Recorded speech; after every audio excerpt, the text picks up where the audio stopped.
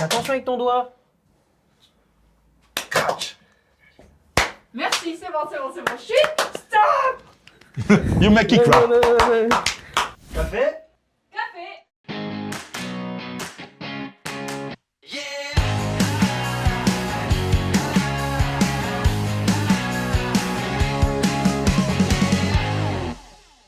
Ah non, c'est pas sérieux là. Voilà, c'est bon. Jesus Jesus Coffee, Coffee, bon matin. Bon matin Laurie, ça s'est passé comment ces 4 semaines? Ah bah, bon matin à toi, Timothée. Bah oui. Alors, ces 4 semaines sans toi, ça a été un peu plus dur. Arrête, Voilà. les Nuggets, ils se sont Non, super bien débrouillés. franchement, ils se sont super bien débrouillés. Vraiment. Ouais, ouais. Mais vous pouvez être fiers, vous avez le droit d'être fiers. Ouais. Je ne suis pas indispensable, ça c'est bien. Voilà, on est tous remplaçables. Ouais. Tous remplaçables. Bon, pour le coup, t'as manqué quand même. Ouais, vous m'avez manqué aussi, ça me tardait de rentrer et de reprendre tout ça avec vous.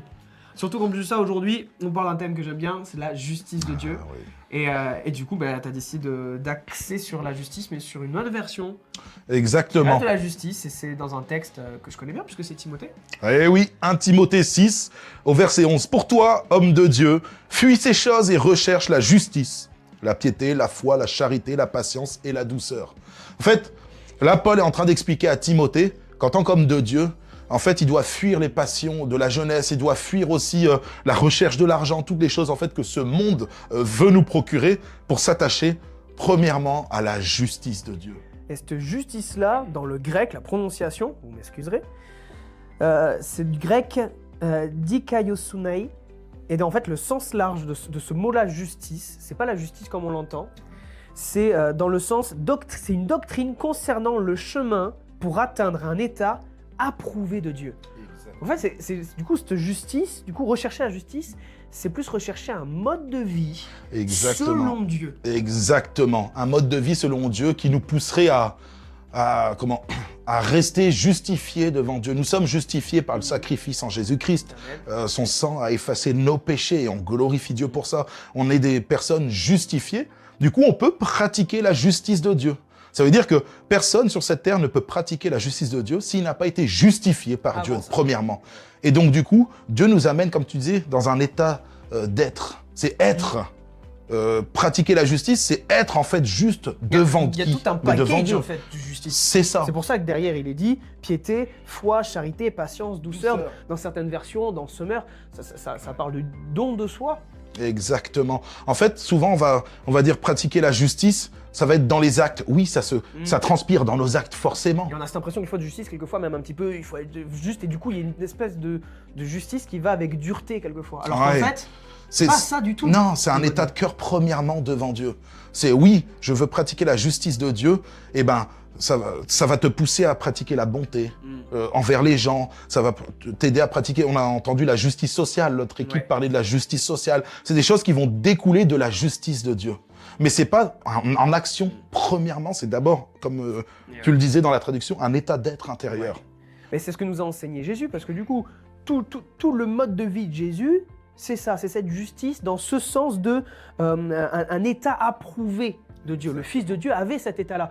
Et d'ailleurs, il le dit, parce que quand il y a des sages qui essaient de le prendre au piège et de lui dire quel est le commandement le plus important, Jésus dit, tu aimeras ton Dieu, toute ton âme, toute ta force, toute ta pensée. D'accord ? C'est Dieu en premier. Et deuxième commandement, et c'est là, c'est le retournement gigantesque du Nouveau Testament, enfin, ça fait partie vraiment des choses clés, c'est tu aimeras ton prochain comme toi-même. Ça fait partie de la justice de Dieu. Et là, on est sur la justice. Aimer ton prochain comme toi-même. C'est en dehors d'une conception. Et prochain, c'est pas ton copain, là, d'accord ? Non, mais dans le mot prochain, c'est tu aimeras la personne qui va te persécuter ou même la personne qui va t'aimer, qu'importe, tu vas l'aimer comme toi-même. Exactement. Et Jésus va plus loin, puisqu'à un moment donné... Il va dire, je vous donne, ça c'est après sa résurrection, je vous donne un commandement nouveau, aimez-vous les uns les autres comme je vous ai aimé. Et là, on passe...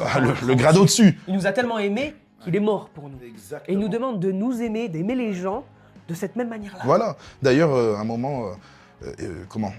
dans la Bible, il sera dit, c'est bien, tu peux faire déplacer les montagnes, tu peux faire tout ce que tu veux, tu peux faire des miracles comme je sais pas quoi. Si t'as pas l'amour, t'as rien. T'es comme une cymbale qui retentit. Et en fait, la réalité, elle est là, c'est que si tu veux pratiquer la justice de Dieu, ça commence par aimer son prochain. C'est que ça commence par là. C'est pareil aussi, c'est le fait de se repentir.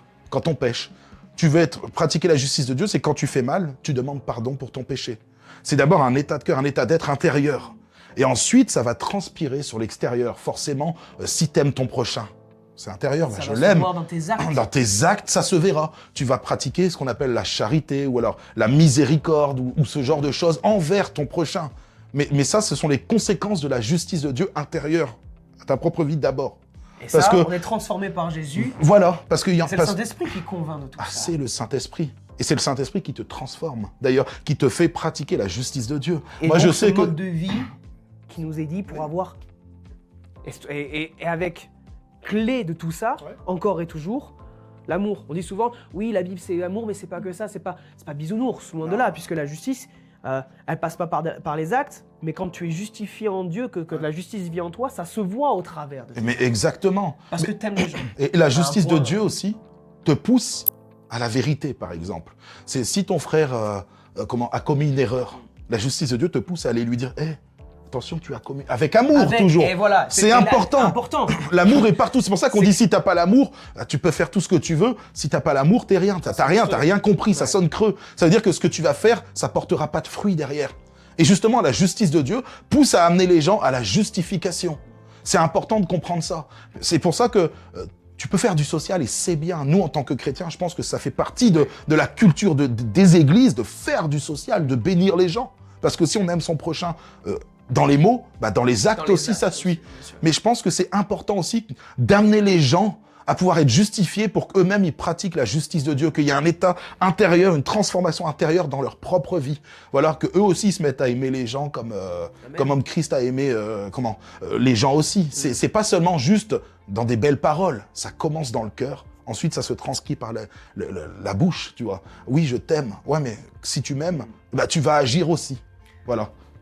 Donc du coup, quand il est dit de rechercher la justice, c'est rechercher la justice dans notre fort intérieur déjà pour vivre une transformation personnelle et bercer dans cette justice et cet amour que dans nos actes et dans notre vie, cet amour puisse se voir et que Jésus puisse briller à travers nous. Mais c'est ça. D'où la justice. La justice de Dieu, c'est ça, c'est une justice reçue en fait. Une justice, on va dire, passive par laquelle Dieu nous acquitte du péché et grâce à laquelle il nous rend justes. Et c'est une justice que nous laissons agir en nous par la foi. Voilà. Amen. On finit avec cette définition de la justice, mais selon Dieu. Exactement, c'est pas la justice des hommes. D'ailleurs, dans Matthieu 6, il le dira. Hein. La justice de Dieu, ce n'est pas le manger et le boire, ce n'est pas toutes ces choses-là, ce n'est pas telle et telle chose, ce n'est pas te venger contre ton voisin et tout ça, c'est la justice des hommes. La justice de Dieu, elle commence d'abord dans ta propre vie, à toi, dans ton cœur. Voilà, important de le dire. Amen. On prie pour que vous puissiez, vous aussi, trouver ou nourrir cette justice, parce que enfin, je parle pour nous aussi, de toujours nourrir cette justice, et non pas la justice des hommes, mais la justice de Dieu. Alors merci Seigneur pour tes paroles, que vous puissiez trouver chacun la justice, et puis n'oubliez pas... Source de vie. The Church to be